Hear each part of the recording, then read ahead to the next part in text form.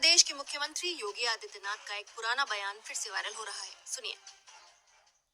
जो लोग विभाजन की बात करते हैं, एक प्रकार से प्रत्यक्ष रूप से तालिबानीकरण को वह समर्थन देने का कार्य करते हैं। और आपने देखा होगा तालिबान जैसे ही फिर से अफगानिस्तान में घुसा, तमाम स्वर उभरने लग गए थे तालिबान के समर्थन में। कठोरता पूर्वक कार्रवाई की गई, सब स्वर शांत हो पाए। तालिबान का समर्थन का मतलब मानवता विरोधी शक्तियों को समर्थन देना।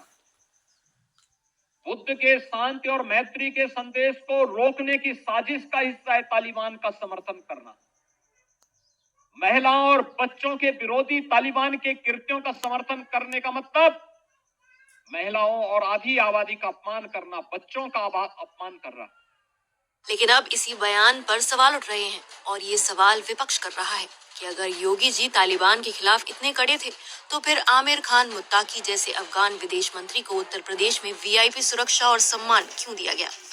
दरअसल मुत्ताकी ने यूपी के सहारनपुर में स्थित दारुल उलूम देवबंद का दौरा किया।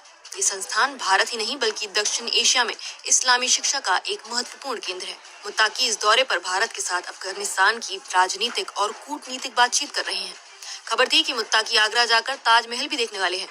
इससे संकेत मिलता है कि ये दौरा केवल राजनयिक नहीं बल्कि सांस्कृतिक और पर्यटन दृष्टि से भी था। हालांकि अब ये दौरा रद्द कर दिया गया है और इसकी कोई पुख्ता वजह अभी सामने नहीं आई है। मुत्ताकी के उत्तर प्रदेश आते ही विपक्ष और सोशल मीडिया पर लोगों ने मुख्यमंत्री योगी आदित्यनाथ को घेर लिया।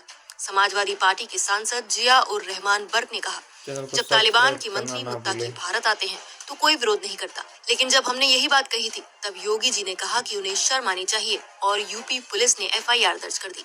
ये दोहरे मापदंड क्यों? कांग्रेस प्रवक्ता सुप्रिया श्रीनेत ने भी तंज कसते हुए कहा, तालिबान के सम्मान में सारे संघी मैदान में, अब और क्या देखना बाकी रह गया है।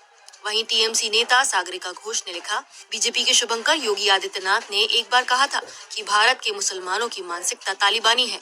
कुछ महीनों बाद वही बीजेपी के नेतृत्व वाली केंद्र सरकार अफगानिस्तान में तालिबान सरकार के साथ नजदीकियां बढ़ा रही है और लैंगिक न्याय और महिला अधिकारों पर तालिबान के भयावह रिकॉर्ड पर एक शब्द भी नहीं बोल रही। एक बार फिर नरेंद्र मोदी सरकार ने नैतिकता के किसी भी पहलू का पूर्ण अभाव दिखा।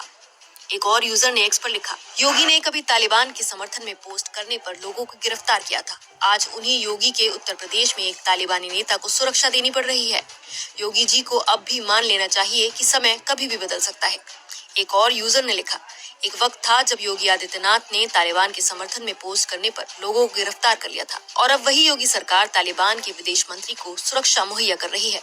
अंधभक्त कहते हैं हम करें तो क्या करें। आपको याद होगा अगस्त 2021 में संभल के सांसद डॉक्टर शफीक उर रहमान बर्क पर राजद्रोह का मामला दर्ज किया गया था। आरोप था